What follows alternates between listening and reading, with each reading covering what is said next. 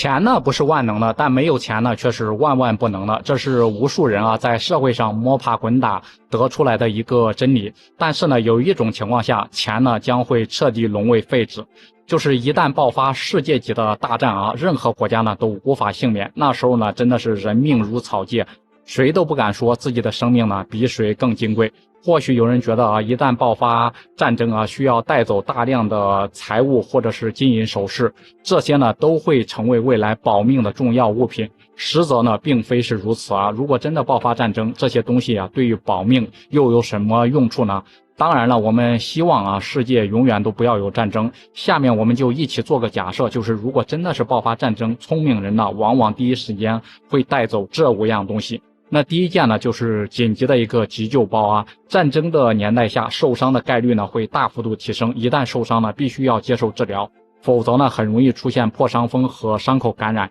急救包中呢会有一些基础的急救药品，可以在关键时刻呢帮助我们保命。那第二件就是压缩类的食物人在避难的时候呢很难带走大量的物品，这种情况下肯定选择更加方便便捷携带的东西。我们需要带走大量的压缩类食物，这些食物呢更加的抗饿，也更容易携带，绝对是最佳选择之一。那第三件呢就是糖日常生活中呢烧菜可能很多人都会放一些糖，起到那个调味的作用但是战争年代糖的价值呢会无限放大。如果人没有精神或者是食物吃的情况下呢，吃点糖可以有效的补充能量，让人呢更快的恢复体力。这时候呢糖混在水里呢可以长时间的为自己补充，增加生存的一个时间那第四件就是多功能的瑞士军刀战争年代呢，多功能的瑞士军刀呢，第一可以防身，也可以避免出现特殊的情况，比如说被绳子给缠住，可以用这个很快的割开绳子